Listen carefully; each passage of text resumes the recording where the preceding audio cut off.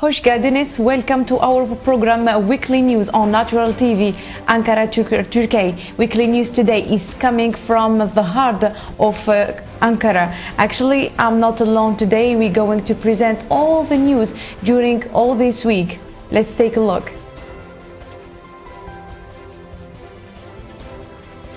As we're seeing now, I'm not alone. I'm with my colleague Islam. Islam, today you will help us for give it to us some details about all the news, discussing about what's happening in the whole world. Actually, we have a different news from the different country. It's universal actually. So today we will put the accent on the relationship between Japan and Turkey on culture side actually. Thank you, Miss Aisha. As we see this another post news that actually held the last week, where the Turkish president he went to the G20 meeting in Japan. I just want to include something before to go details on this news. Turkey recently they changed their so many policy, especially their relationship to Asia.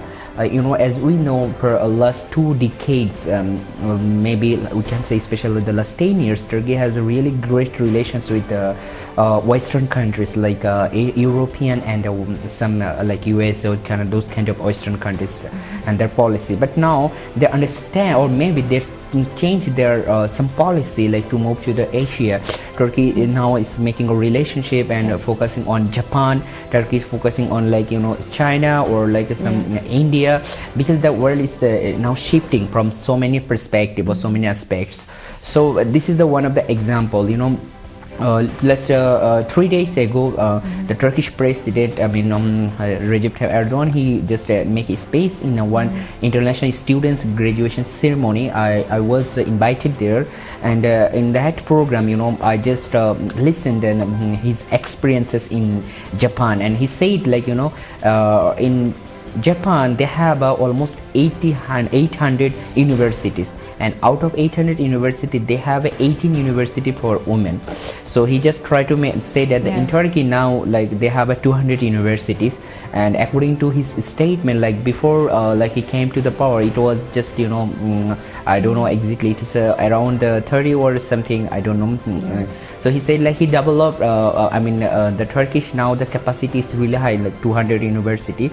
But what he learned, or what he tried to say message to the there was the president of Turkish education, İOK, he tried to say to him to open a university for women as what Japan did, because he also got honorary PhD degree from Japan. So he tried to mean we can learn those things from Japan. Japan has a 80 university for only women, and as women even also this university system is like you will study your kindergarten, your school, your high school, your higher secondary, your university, but everything from that university is totally full package university. So he said we can initiate those kind of things in Turkey. So it shows actually Turkey is giving really priority. The head of the state said those kind of steps. It means how much Turkey is taking the importance of Japan, how much Turkey is giving importance to the Japan. That they are trying to take the Japan's policy, or Japan, what Japan do something for their women, or this university where he's doing. Even also as we said, he went actually, to the it's one exhibition here. It's not actually exhibition. 170,000 Japanese people visited this one. That's what also important. He went to the one the Japan's one political party's meeting. The current government, and he said these things to there. The Japanese people love Turkey so much, because the last year 107,000 people came to the tulip festival in Istanbul. So in the Turkish president, he tried to show that it shows how much Japanese people love us. Even he tried to mean Japan and Turkey, they have so many how I can say the same relationship, or share the similar culture actually. Exactly. So for example, the Turkish people and the Japanese people, they both are the industrious, disciplined people, and they want to work hard. So it means the both people can learn some things from each other. and that's why he suggested we can actually follow not only our cultural relations, rather we can follow like economic relations or like trade relations. We can increase our business between us. So those are the things actually the Turkish president focused in his tour or in his meeting in Japan. Thank you. Thank you so much.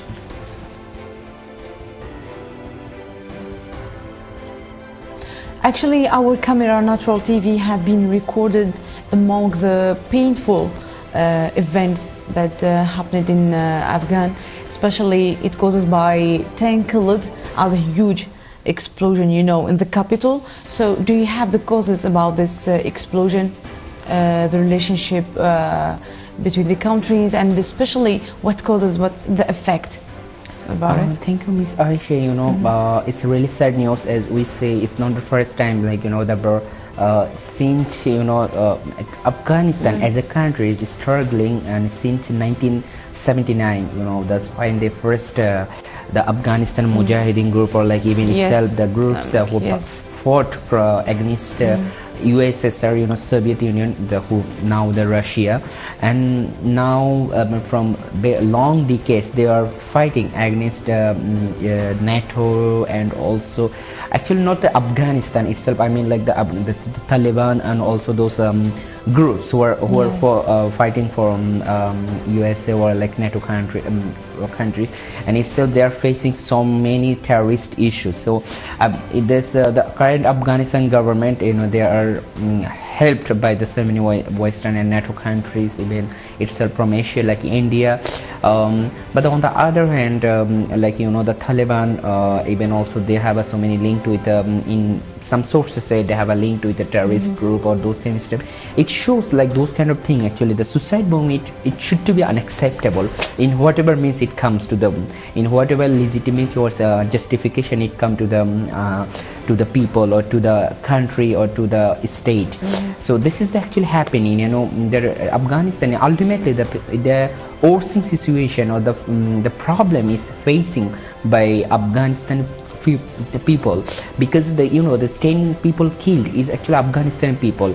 So the impact, if I want to mention just the current situation of Afghanistan, because Afghanistan tried to make some negotiation with the Taliban, and like who are doing those kind of problem, or like from side of the country, they try to make a negotiation. Even, you know, this in so many, like in Qatar, they are try to meet in like a Turkey, so many years to make a peace deal. Even America try to interpret in here like to make a peace deal. Turkey try to be a observer country. India want to be, even also include Pakistan want to be. So like in end of the day they want actually peace, but the fact is like those kind of suicide bombing, it means it is a prolonging. Even the one of the most important thing I should say here, you know, in Afghanistan there is multiple parties, you know, just it's not about the Afghanistan government or like Taliban. There are also other parties, like, you know, there is also the international some help and some link up with this kind of suicide bombing, like, you know, this the terrorist group, like I can say that they're like Al Qaeda or like those kind of groups. They are very active in them. But some people say like the Al Qaeda is not there, but the fact is like when this kind of suicide bombing happening, it shows that the thing is not only the national matter, or it's not about the issue in the border of nation. It's a matter of, you know, the whole world, and they have a link up for with this other reason countries. I ask you, what are the relationship between the countries, their opinions, because I know it's linked to another country and other factors.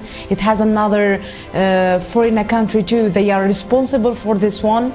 Yeah, because, you know, this NATO are you know, so much active in Afghanistan since the war started, and still the NATO soldiers, even the American soldiers, they're and the America so many times they said they will take their soldiers from Afghanistan, but the reality is it's really hard to take back them, because if they take back them, then the country will be the same the previous what it was. So it will be also seriously concerned from the security of that region. You know, India is doing the great work in Afghanistan, and the current Afghanistan government and India they have a really good relations. India is investing so much money to develop the Afghanistan. On the other hand, this, as Afghanistan government argue or like claimed that the Afghanistani terrorist group, they are helped by the Pakistan and Pakistani agencies, but as always Pakistan said that we don't have this kind of things.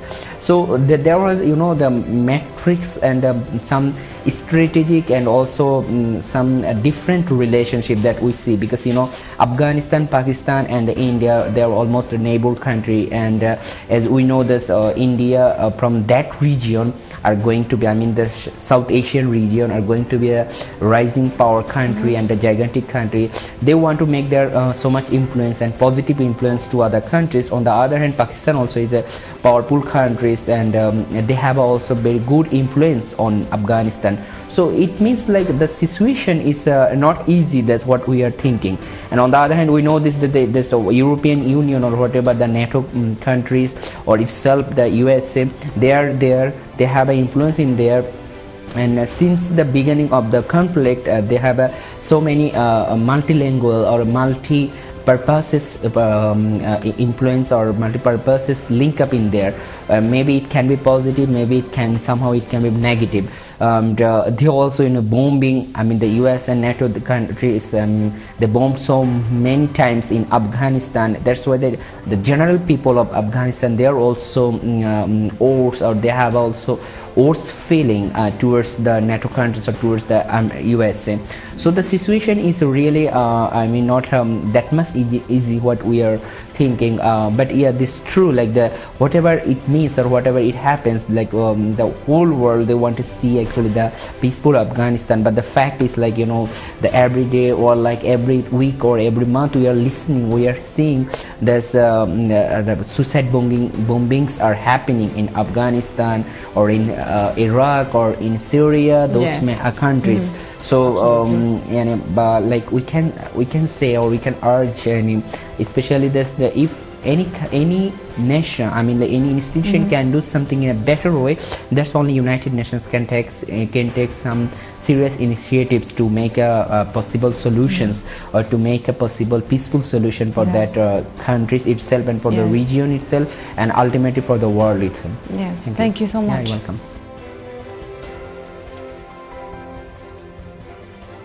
So Islam, I think that you have a good idea about what's happening now in Hong Kong. You know, all the manifestation during all this week, maybe since 6 days or something like that. So every day we have recording something about Korea manifestation. So do you think that what is the plan that we make Korea more and more calm now? And do you have some details about it? Thank you, Ms. Aisha.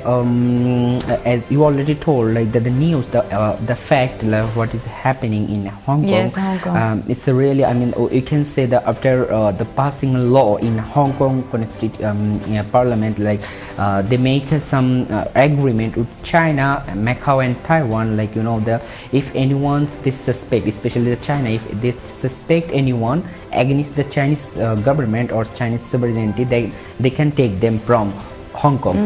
So that this is the, you know, Hong Kong people, you know, I just want to add something before tell about this. You know, Hong Kong, Taiwan, and also Macau, they are the you know, they have an autonomous system. Even in some extent, like Taiwan and Hong Kong are the democratic countries. They have a democratic election, and that's the reason that we are seeing this kind of protest, because it's legitimate in Hong Kong. But the issue, you know, there's so many people who are living in Hong Kong, like who were actually Chinese Hong Kong, you can say, who are living here, and they are normally talking, or they have some stand against the China. So when this kind of agreement happened, you know, this between the Hong Kong and the China, it means that China can take anyone whom they suspect, whom they think that these people are against our security, these people are against our security policy. So this is the main reason, you know, the peoples are now in the street and they're protesting against this thing. So what is happening, you know, this news, what it already shows, like now the police arrested 12 people and they beat them, and it was really old situation. Even if you see the picture, it shows the everything, the tear gas, even though so many stuff the police security forces are doing with the protesters. So that's the reason the protesters try to say it's against the constitutional law, or it's against the law of the Hong Kong. This is the actual main issue that we have to actually acknowledge, that this is against the constitution and also law of the Hong Kong. And the people say what people did with us, if the law also passed in future, it will be more worsen. Because whatever we do, if it is against the Chinese security, they can send us to the China easily. That's the reason actually there's always and still now they're protesting. Again and again against the Hong Kong's this law. Very long, yes. Okay. Thank you so much.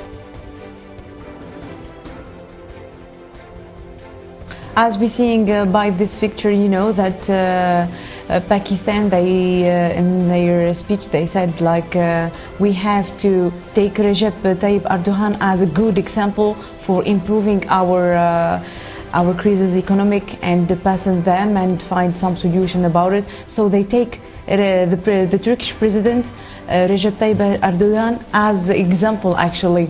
So do you have some details about it? Thank you, Ms. Aisha. It's a really very interesting news. But to tell about this, I just try to give some scenario of Pakistan and Turkish relations. You know, historically the region, the South Asian region, you know, the India, Pakistan, and the kind of Bangladesh. You know, before the independence, even in the time of Ottoman Empire, the Pakistan, India, and the Bangladeshi Muslims they fought so much on behalf of the Ottoman Empire, or for the Ottoman Khilafah, you know, the Osmani Khilafah. So the relations between the Turkish people or the Ottoman peoples and also the region, South Asian regional people, is very historic and it's very strategic and it's very means long times from long time. So the white Pakistani Prime Minister Imran Khan tried to say like the current situation. I just even also want to tell you the Pakistan current economic situation is really worse. Even is now I did not follow the rate of their value of their money, but as I saw it's last month it was like 1 rupee is almost $1 it's almost 139 rupee. It means like the situation is going to more worse. Even the Pakistan economy is really now worse than the Bangladesh, and Bangladesh is the one of the country who got independence from Pakistan. So it means that the whole area, the Pakistan situation is going to be decreasing from economic crisis or economic fact. But the Prime Minister of Pakistan, he tried to say like, okay, and our situation is really worse, we understand it, we acknowledge it, but we can learn something from Turkey, because he just said that before 2002 the Turkish situation, before coming the Erdogan as a president or as a prime minister of Turkey, the situation of Turkey was more worse than us, than Pakistan. So how Erdogan changed the Turkey, how the party in current Turkey, how they change their economic situation. We can learn so many things from Turkey. We can learn so many examples, so many strategic area, how Turkey acknowledge or how Turkey increase their economic situation. We can learn from them, and we can, by that means or by that way, we can also develop our country, Pakistan. That's what he actually means, and he just in that way he actually said like praise to leadership, the Pakistan. Actually, exactly. Yes. He can he say that we like can leadership. learn leadership, and we can take Turkey as an example to develop our economy in Pakistan. Thank you so much. You're welcome. Islam, as we're seeing by this video in this speech by Recep Tayyip Erdogan, actually he asked the help for destroying and try to avoid this kind of organization when you talk about F2 for one. My second question for you, what's the link between F2 and Turkey, and why? What's the reason that he's scared from this organization actually? Thank you, Ms. Aisha. I just want to tell you, as we already talked about Turkish President Recep Tayyip Erdogan, he went to the Japan for a G20 meeting, and he said these things in one of the Turkish community in one university. He made this speech in a meeting in a university to the Turkish people, and he said like, okay, the Turkish community should to be concerned about the FETÖ and the FETÖ members, because they are really active. They have a very good rule in Japan, and they try to make something against Turkey. I mean, the Turkish president itself, against him, the Recep Tayyip Erdogan. So he just tried to say that, like, you have to be concerned about this, and I want to ask. He just tried to say make clear statement about against these FETÖ members. Even he also again mentioned this, that the FETÖ members, or like the FETÖ terrorist group, they are the same like the other terrorist group in the world, and also who are fighting against Turkey, like PKK, like some leftist terrorist group, or like who are the terrorist group who are active in Syria and Iraq, like Daesh or ISIS, we can say. So he just said that we have, like, to the Turkish people who are living in Japan, he just tried to tell them, like, okay, you have to concern about them, and that there are people working against the security of Turkey. So again, we have to also know that what actually the FETÖ, as I said, like I wrote one article, the academic articles about this issue, that the FETÖ's work and how it's organizing or working towards the world. The FETÖ members, they have so many schools, and they are working with so many networks. They have so many system they maintain to work in abroad, especially. So, like, this is very important. Why the Turkish people, who have a link with the FETÖs living in abroad, and they are very strong and networked people. And as I mentioned, like they have so many charity organizations, schools, college, universities. Even itself in the US, they have more than 80 schools.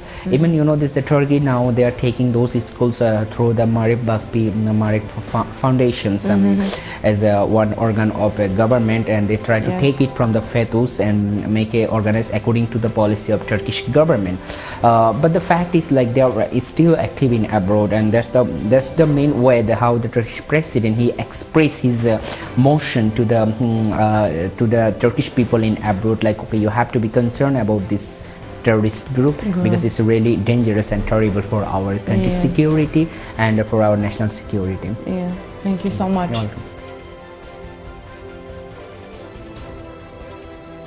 So as we see this meeting by this video, actually, so they proposed the economic problem crisis that suffering now in Gaza, and especially we have recorded a highest statistic when I talk about employment people in Gaza. So for this reason, actually, I'd like to ask you, what are the causes that affects this problem? Just try to mention you about the situation in Gaza. Gaza is the one of the most inhumanitarian treatment in the world by Israel and the Israeli settlers. How the Israeli current government and the settlers are behaving with the Gaza people is really worst situation in the world.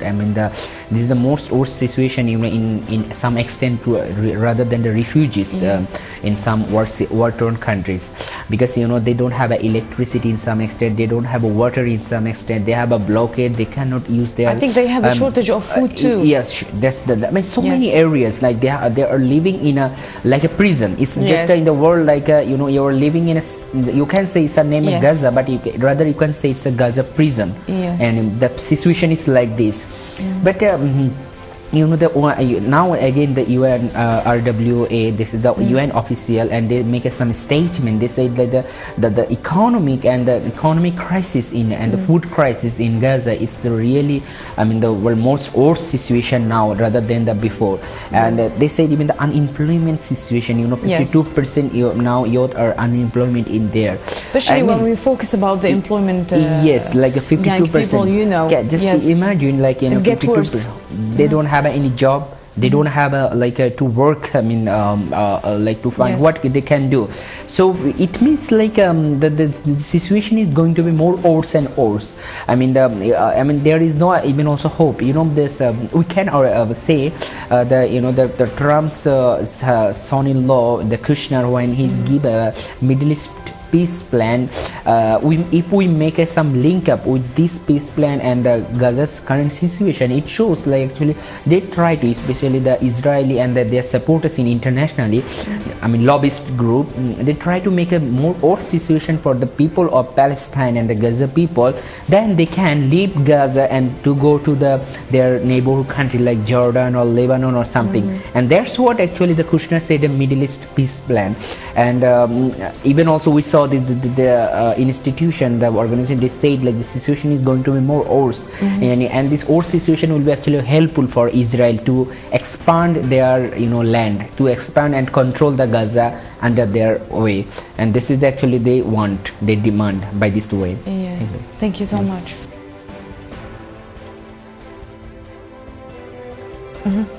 As we know, last week, between the relationship between America and Korea, actually, it's like a war of commercial, actually. But now this visit is based on nuclear program. So how is the relationship between Korea and America, and what do you expect actually? It's really the world's politics, especially the international relations and international politics, are always unpredictable, from so many perspectives. If we can argue here or there, and we cannot predict something like it will go the way what we can say or what we can predict, because it's always unpredictable. And this one is one of the best example.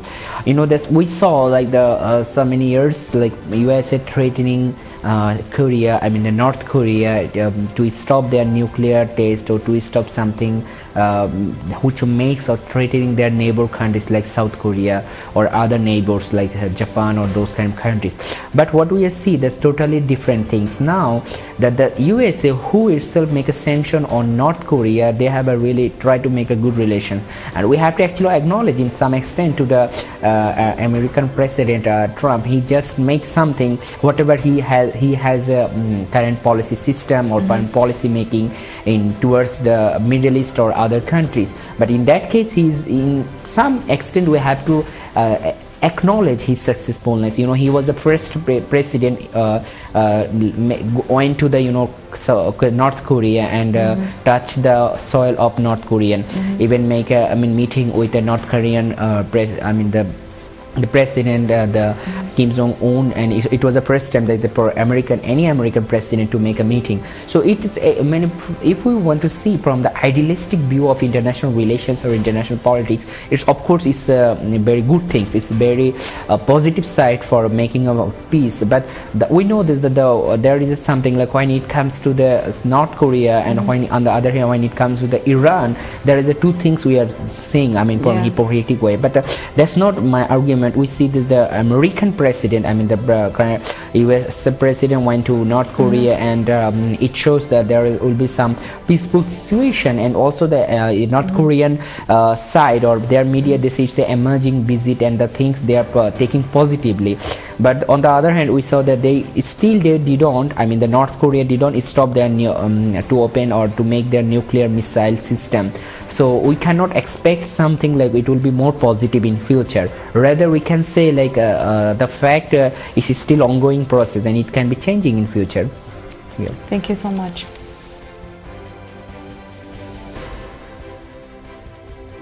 So we have been recording the among of biggest accident when we talk about crash plan, or that it causes by tanker after the aircraft. So actually my first question for you is, when we facing this kind of accident, which sector it will be affect actually? Yeah, of course, like the aviation sector, and it happened in one of the most secure place. The Texas, the plane crash was happened, and 10 people already died. By this crash. So it is really threat for the safety and security. Even though one of the world's most secured countries, those things should to be avoided. But the last couple of years, it happened so many times. We saw the plane crash happen happened in like in Malaysia. We saw this, it happened in Ethiopia. We saw it happen in so many countries. So those kind of plane crash, and though I'm not expert on that issue, like specific like the aviation engineering or aviation the force or facts, but the fact I can say like the people who are working with this kind of way, the aviation company or the plane, they should to be aware about this issue. They should know this, like they should try to, of course they are trying, but of course we expect like they can do it more concernedly and more specifically to avoid the crash and to avoid to make a safety for the passenger who are traveling by this plane, to avoid the crash. Thank you so much.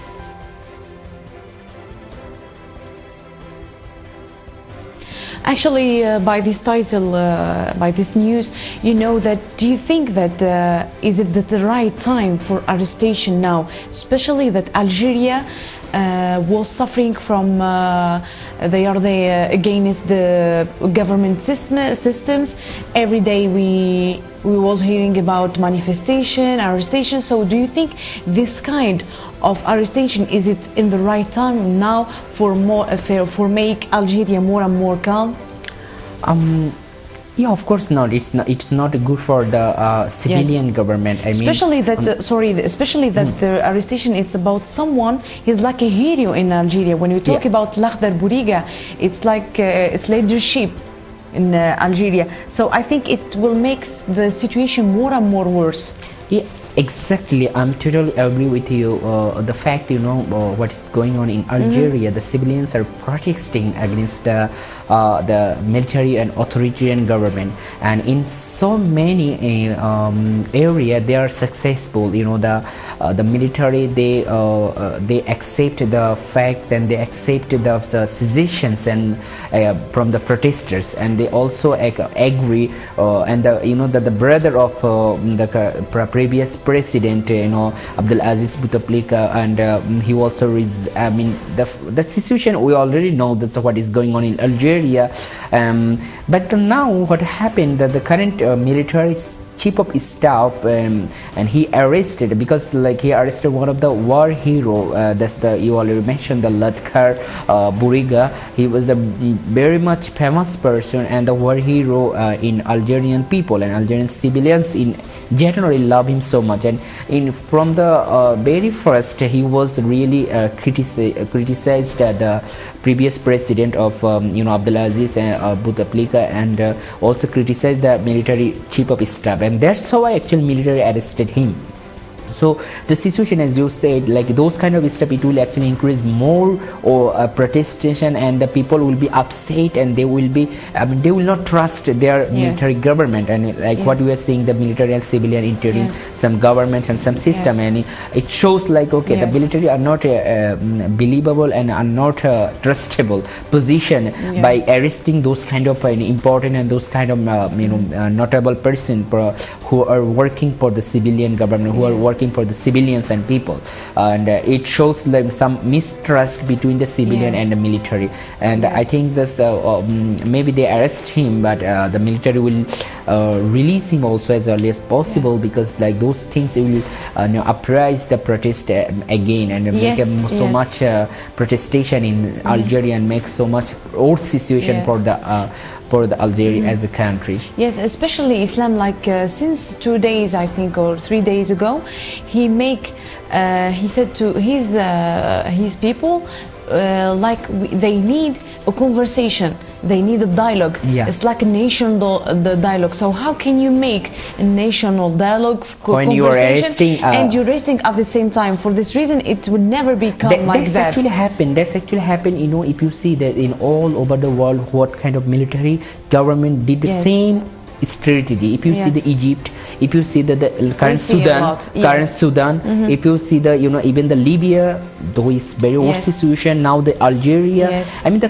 whole world wide, when the military try to capture the power, they try to make this kind of situation. They are trying to tell to the people or the media, this okay, we want negotiation, we want dialogue. On the other hand, they are arresting some notable and some important person, like what we are seeing in Algeria. They are arresting one of the most notable person and the important person, their war hero who fought against the French for the Algerian independence.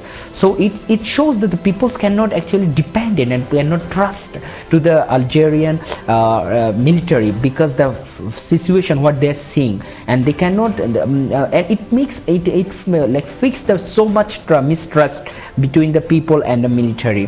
So it will not be successful like if the military arrested in one hand to the civilians people, or like who are criticized against them. On the other hand, they are saying we want dialogue, we want negotiation. It's nothing. It will be just to the basket, and without any results, without any consequences. So if they want actually real, they want to give the real power to the civilian government, they have to be respectable to the civilians. Otherwise, it will be really impossible. Though we know this, that the situation in especially MENA region, like Middle East and North African region, it's really hard to give to continue what we know about the democracy, because the situation and the sufferings what people experienced from last 10 to 20 or even 30 years more, Yes. 40 years more, is really very hard, and to take or to give some democratic government, Yes. it will not be that much easy. But yeah, we always hope for the best for the civilian government rather than the military authoritarianism or any kind of authoritarianism that are governing now so many Middle East countries. Yes, you have right. Actually, freedom for Algerian people. Yeah, thank you. You're welcome. Thank you to be with us. Thank you for your attention. Our weekly news today was presented by Aisha Sfaxi and Islam. Thank you so much, You're welcome. Islam. Like that, our program is finished. Always keep going on Natural TV, Ankara, Turkey.